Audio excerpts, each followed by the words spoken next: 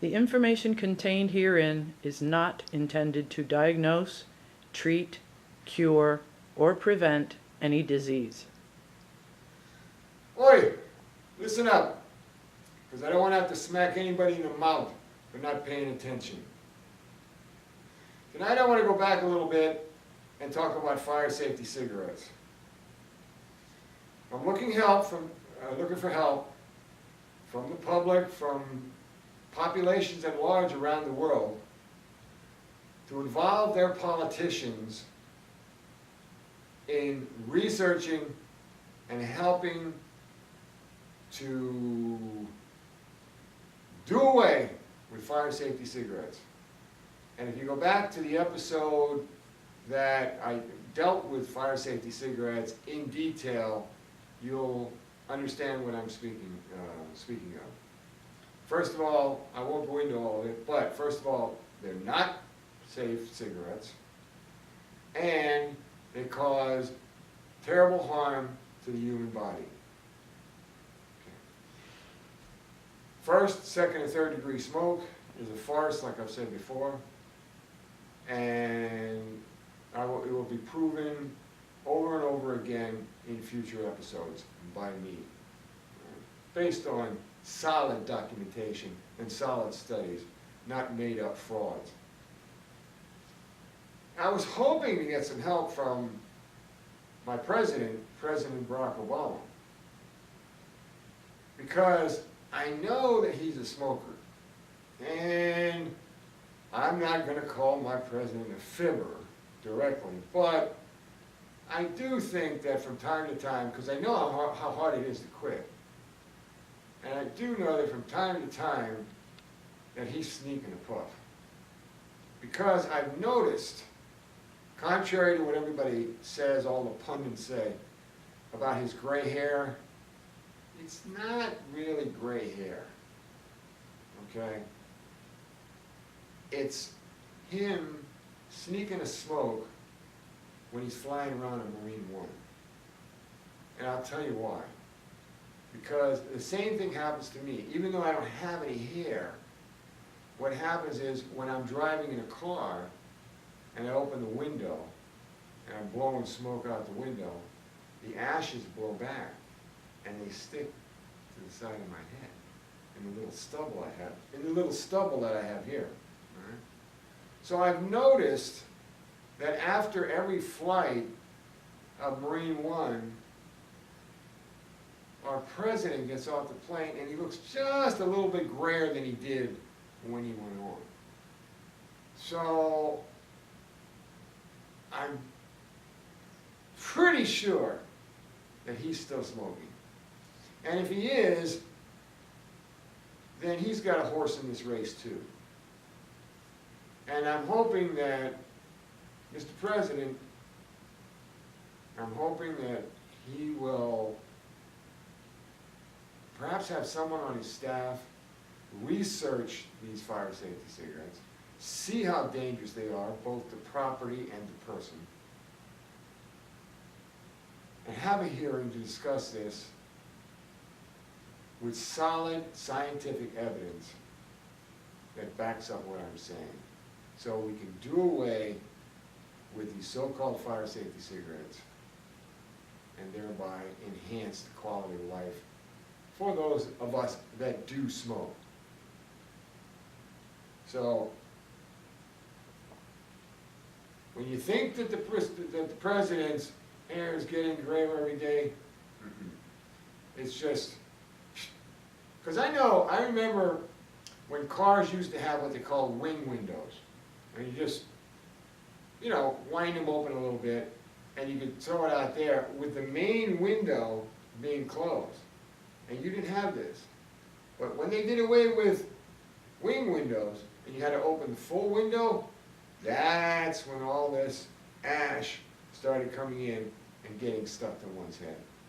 So, as a smoker, and knowing all the ways that one can sneak a smoke if one has to, I think the president's sneaking smoke. So if this is indeed true, then I'm asking the president for help. All right, moving on. Unfortunately, when you visit malls today, or restaurants, or any type of establishment, let's say, where there's no smoking, and that's most places these days, there are no containers outside the buildings to throw cigarettes away. Now,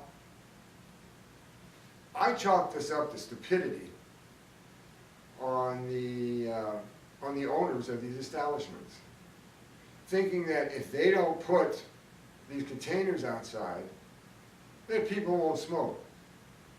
Well, that's just stupid, because all they do then is wind up with cigarette butts all over the ground. So do yourself a favor, don't complain about the smokers. Smokers spend money too. All right? Don't complain about the smokers. Put a container outside the building, and if it's a mall, every so many stores, put one out there. And smokers will generally walk up and put the cigarette out in the receptacle. All right? Don't be a jackass, because you're not penalizing the smoker. They're just going to throw them out there. Now, not all smokers will. And I conduct myself as a good smoker, as a good citizen. And when I smoke, and I come upon an area where there isn't any place to put it out, or to put a receptacle or anything to put it in, I take the cigarette, and of course you smoke it down, and when you do, you take the hot ash, you flick it like this until the hot ash is on the ground. You stomp that out, make sure it's out. You then rip off the filter, okay? And tear down the sides of the filter. Tear them down, like such. You roll them up and toss them. You take the filter and you strip that down. It's like cotton. So you strip it down, and that'll blow the wind away. Now, it's not the best way to do it, but the best way to do it would be if there was a receptacle for said cigarette. But if there's not, that's the second best way. So be a conscientious smoker, and be aware of your surroundings, and don't throw butts down. But there are a lot of smokers that don't practice this type of etiquette. And so for you store owners, put a receptacle out. And it'll save you a lot of headaches going around picking up these butts. Now, another thing I want to talk to you about today is car manufacturers throughout the world. I'm old enough and can remember when cars had ashtrays where you could reach them.